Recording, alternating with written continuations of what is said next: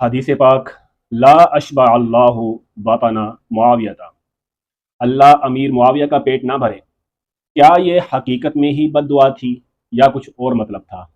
ان کلمات کا حضرت امیر معاویہ کی زندگی پر کیا اثر ہوا؟ یہ سن لیں کہ یہ حقیقت میں بد دعا نہیں تھی، بلکہ عادتاً جب اپنے کسی محبوب کو یا آقا کسی غلام کو یا باپ کسی بیٹے کو یا ماں اپنی اولاد کو عادتاً غصے میں کہہ دیتے ہیں کہ تیرا ستیہ ناس ہو، تیرا کچھ نہ بچے، تو ہلاک ہو جائے، تو غریب ہو جائے، تو فقیر ہو جائے، تو تیرا پیٹ نہ بھرے، اس طرح کی جب ڈانٹ ڈپٹ کوئی آقا اپنے غلام کو کرتا ہے تو وہ مطلب ہے یہاں پر۔ قاضی ایاز رحمۃ اللہ تعالیٰ علیہ نے اسی معنی کو ترجیح دی، اور ابن حجر عسقلانی رحمۃ اللہ تعالیٰ علیہ نے بھی اسی کو حسن کہا ہے، اسی معنی کو اچھا سمجھا ہے۔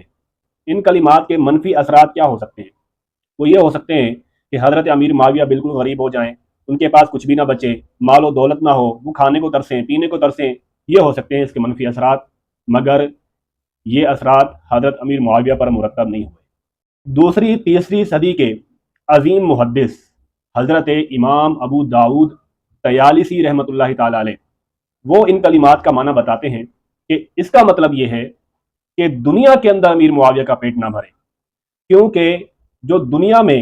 جتنا زیادہ اپنا پیٹ کو بھرے رکھتے ہیں وہ قیامت میں اتنے ہی زیادہ بھوکے رہیں گے۔ مورخ ابن جریر طبری، مورخ بلازری اور مورخ ابن کثیر، انہوں نے لکھا ہے کہ حضرت امیر معاویہ کہتے ہیں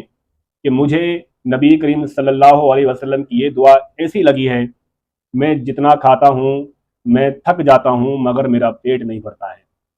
علامہ عینی رحمۃ اللہ تعالی علیہ نے لکھا کہ حضرت امیر معاویہ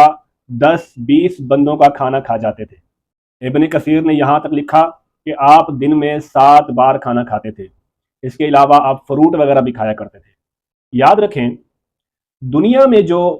پیٹ بھر لیتا ہے وہ اللہ کے ذکر اور اللہ کی یاد سے غفلت کا شکار ہو سکتا ہے۔ مثال کے طور پہ حضرت یحییٰ علیہ السلام نے شیطان سے پوچھا، کیا کبھی تم نے مجھ سے بھی امید لگائی ہے کہ تم مجھ پہ حملہ کر سکو؟ شیطان نے کہا ویسے تو نہیں لگائی، لیکن جب آپ پیٹ بھر کے کھانا کھا لیتے ہیں تو میں آپ کو اللہ کے ذکر اور نماز سے غافل کرنے کی کوشش کرتا ہوں۔ تو اس کے بعد حضرت یحییٰ علیہ السلام نے فرمایا اب میں کبھی پیٹ بھر کے کھانا نہیں کھاؤں گا۔ آپ نے دیکھا جب پیٹ بھر جاتا ہے تو شیطان کا حملہ آسان ہو جاتا ہے، اور نبی علیہ السلام کی دعا کی برکت سے حضرت امیر معاویہ رضی اللہ تعالیٰ عنہ اس مصیبت میں کبھی گرفتار نہیں ہوئے، کیونکہ آپ کا پیٹ کبھی نہیں بھرتا تھا، آپ کی طبیعت کبھی بوجھل نہیں ہوتی تھی، آپ کا پیٹ کبھی بوجھل نہیں ہوتا تھا۔ انبیاء تو یہ چاہتے ہیں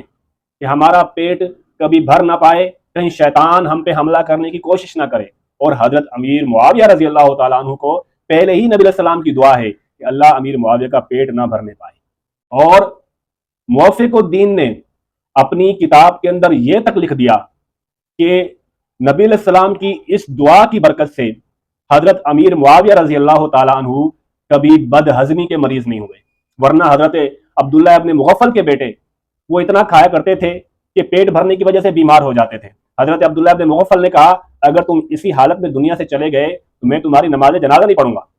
لیکن خود موفق الدین اس کے بعد یہ عبارت نقل کرتے ہیں کہ حضرت امیر معاویہ کو تو یہ دعا تھی کہ ان کا پیٹ کبھی نہ بھرے، اور اس وجہ سے ان کو کبھی بد ہضمی نہیں ہوئی۔ اور ابن کثیر نے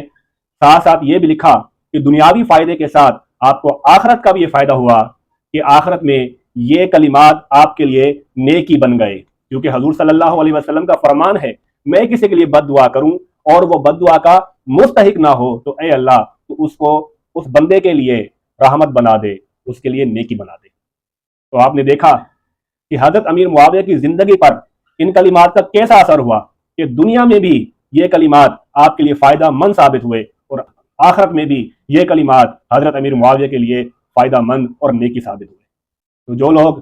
منفی سوچ کو پروموٹ کر رہے ہیں وہ فرقہ واریت کر رہے ہیں۔